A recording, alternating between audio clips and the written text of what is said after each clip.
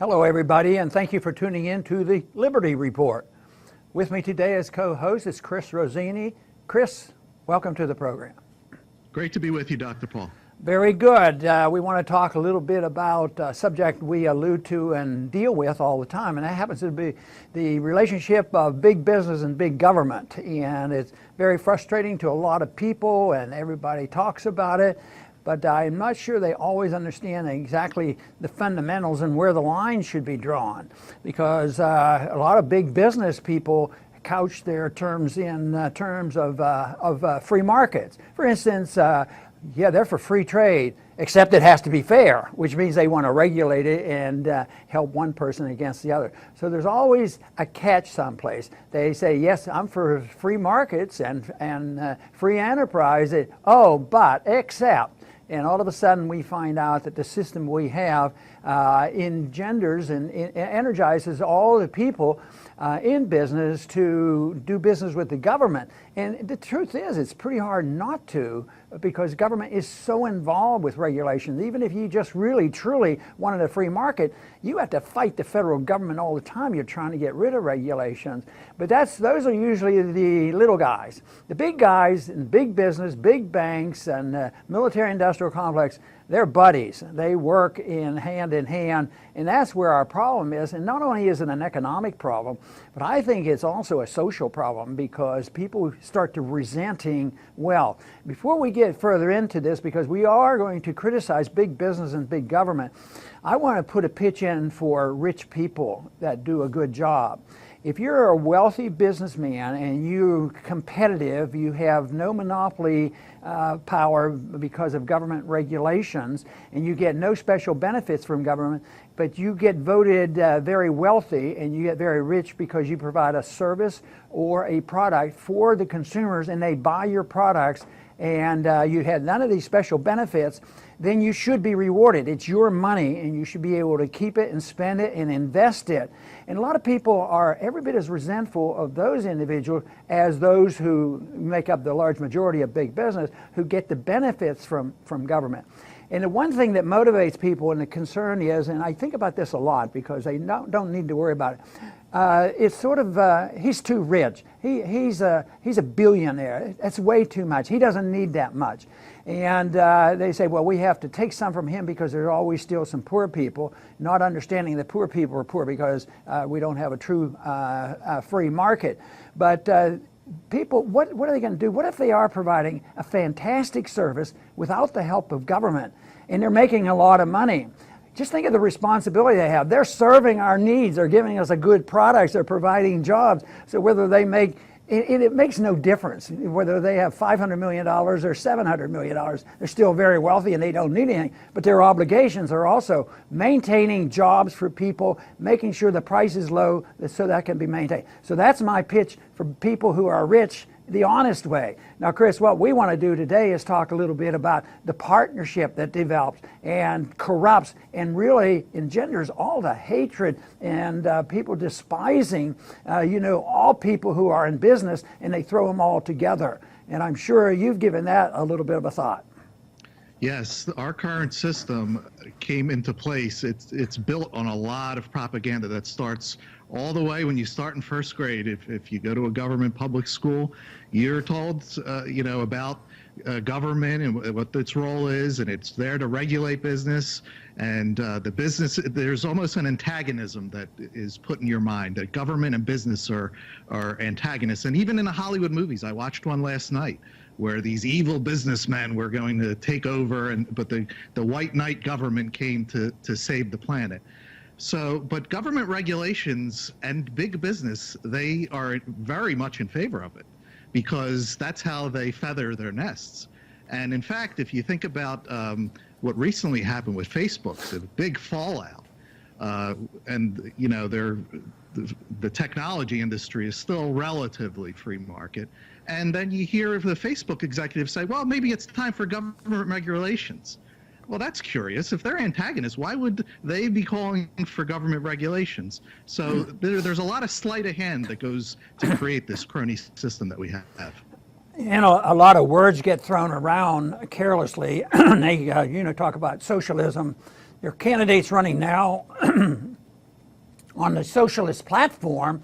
And in many ways, they'll say, too, that we have too much socialism, that Obama was a socialist. I don't see it quite that way. They're interventionists. They're radical interventionists. They're radical crony capitalists, and they're always divvying up the loot and giving special privileges. Those regulations you talk about, the people who are most powerful write the regulations. So if they're banking regulations, believe me, they get written by the lobbyists who represent the banking industry, who buy off the politicians and support all the system, both through candidates and campaigns as well as lobbying.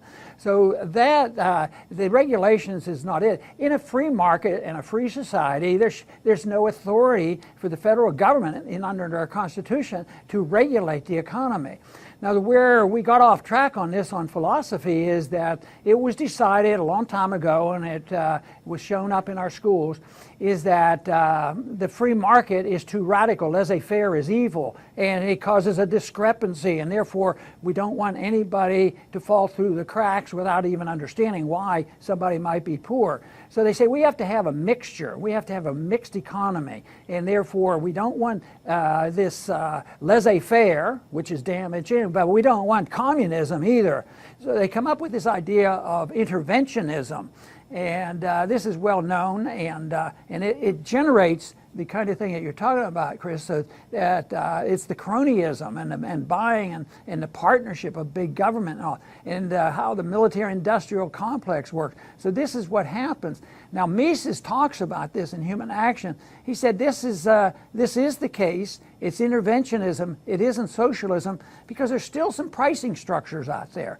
There's a lot of price controls, but overall there's a pricing structure, so you still don't have socialism. Socialism becomes socialism once the control of all prices are established by the government, and then the whole thing falls apart, like in Venezuela and other places. But Mises predicted that this does not work, will not work, and he said that socialism wouldn't work and it would collapse, and it did. But he also was not very optimistic about interventionism because it would grow and feed on itself.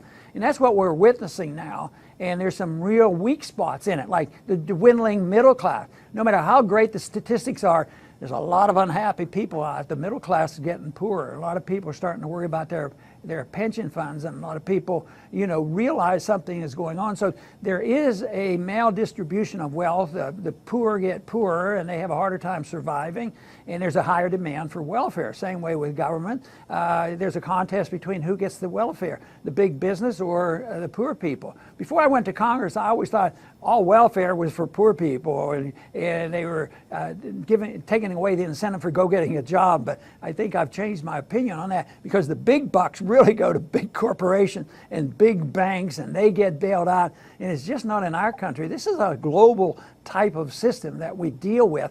And that, of course, is why the dollar is so important, because it's all propped up on the dollar of printing money and allowing other governments and other banks to be bailed out when necessary. But everybody eventually wants to protect the dollar. In order to protect the dollar in this situation, they have to bash gold. And that, of course, is what goes on constantly. Ultimately, though, the markets win out, and then we have to sit down and decide that we have a different system. And Chris, I'm sure you have some suggestions on exactly what what we might do differently than what we have today. Yes, well, we're trying to reach the people, and for the people that are listening, please understand that there is no appetite from big business, from politicians, and from the public for free markets. Nobody is ringing our phones saying, you know what, you guys have the right idea, let's get them out there. Nobody has any interest. But there's a lot of people that believe that America is a free market. So when this crony system crumbles, free market takes the blame, even though it's not in existence. There's just here and there's parts of it. So that really needs to be understood, because immediately the media will say, well, we need regulation, we need more regulation, and the cycle just continues. Yeah, I think we can see how it operates, because some people said that Obamacare was socialized medicine. It wasn't. It was corporate medicine. The drug companies loved it. The insurance companies loved it. and the medical management companies loved it. And it had not, well, it had something to do with socialism, because the goal was to move to, to really ruin the system and then move to a one-party payment. But I think there's been a step backwards. I think this administration has helped, and actually my son Rand has moved it in the direction of not having the mandate on there to try to move one little step toward a free market. So yes, this is a contest, because if the one-party payers win, that means socialized medicine and total control over fees. Fees are already controlled a lot, and that's why there's a lot of money out there. But excuse me, most of the money is going to the middleman. The middleman is out there. When I started my practice in the early in 1968, I just walked in and opened up my office and had a couple people working in my office and dealt with my patients and billed my patients, and if they had insurance, they collected it, and that was it. Today, you have to have a management company. The management company, is the middleman. The drug companies are involved. Just look at what you do with the pharmacies. Pharmacies really pump up the sale of drugs. They call you and say, "Oh, your prescription's due. Come buy this." So it's very, very much involved. But someday there'll be a knockdown, drag-out fight on whether it's going to be totally socialized. And of course, if you want inefficiency, you work in the direction of Venezuela. If you want freedom, at least keep it legal. Keep education legal. If you want to educate your kids at home or it's homeschooling, keep that legal. And keep it legal where you can go to a doctor and have a doctor-patient relationship. That still does exist in this country. And hopefully we can convince the people, if you want the best price and the best service, you go with the free market. Whether it's medicine, they always say medicine's an exception. Everybody has to have good medical care, and you can't pick on sick people. Well, what about poor people? They claim that they need to be fed, and they need to be housed, and they need a job, and they need transportation. The thing just goes on, and every time you add something to it, you add on debt. Debt is the problem. Debt is the ultimate regulator of what we have today. And you could send more and more people to Washington, smarter people to write better regulation. But believe me, it won't work. Eventually, the market regulates, and the overbearing debt that this system that we have, I think, will limit to how long this lasts. Yes, very good points. And for 1 second, I'm going to put myself into a crony businessman's shoes. And I personally, if I'm one of those people, I would love those unconstitutional bureaucracies like the FDA, the FCC, OSHA, EPA, because they're staffed with former employees of the companies they're supposedly regulating. You can't take a liberal arts politician and have him regulate some complex business. So I would make sure some employees are there to make sure everything's okay, and then call for subsidies, maybe use the word national security to have subsidies come my way. I would call for licensing to keep competition away from my business. And if I'm really bold, I would ask for a mandate. Everybody has to buy my service because, just like Obamacare, just because. So there's reasons why business love government regulations and don't want to deal with just the consumer with no props. And Chris, the one place where we're moving in the wrong direction, I think, is the momentum for having more protectionism. Put on tariffs. Anybody who's having a problem, put on a tariff. And we've talked about this several times already, but the tariffs are taxes, and you're not taxing the Chinese, you're taxing the American consumer, and you're taking away his right to buy the product he wants at the best price. So it's a little bit challenging, and people want more security than to be challenged, but they don't have enough confidence and understanding that markets deliver the goods. So in spite of all these regulation and the distortion in the monetary system and the distortion in interest rates, it's probably still pretty amazing how much is accomplished. But I see it being accomplished, based on debt and not on good investments and savings. Capital is supposed to come from saving, not by a printing press. So that's why this cannot last forever. Otherwise, why don't we just quit working and just print the money a little bit faster, and hire more people, have more immigrants come in. We'll just pay salaries for everybody to work for it. But and people say, well, that's extreme. Well, we're working with a program that's pretty extreme, that will not last. So hopefully, Chris, that we can move in that direction of promoting free markets based on a principle of liberty, and I think it would be very helpful. Do you care for a closing comment, Chris? Yes, to our leftist friends out there, because they're notorious for being anti-business. If you really want to stick it to the man, call for free markets, because they'll shriek if they even the thought of it. But that's very hard for a leftist to do because of their belief in what government is. But big business would be very much against your call for free markets. They love government regulations, and they're okay that you love it too. Well, you know, it's harder now than ever to find a good progressive who's honest with themselves and would have an honest discussion about this issue. And I've worked with some that I do trust, and we have conversations, and they would take the anti-interventionist position on war and spending all that money on the military, and they would also be agreeable on civil liberties and privacy here at home. But then when it comes to free markets, that's different. So all of a sudden they say this is different. People aren't smart enough to make these choices, and it's not going to work. So when I approach this, I always try to put that all together. Freedom means that you have freedom of choice on how you want to run your personal life, how you want to run your religious life, your intellectual life, how to mind our own business about telling other countries how to live. But this works in that you ought to have the right to keep what you earn and have the incentive to what you earn, and you ought to have the right to make these determinations of what you do with yourself. The government can't protect you, in economic security or in physical security by just having more regulations. That has to be done. It's an imperfect system.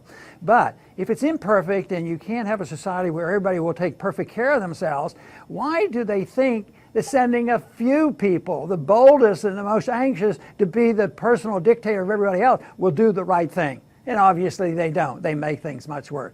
So I think the case can be made and should be made, and that's how it has to be made. It has to be made intellectually. The ideas have the consequences, and demagoguing and yelling and screaming never works. So let's hope that we can keep promoting the message of peace and prosperity and move in that direction.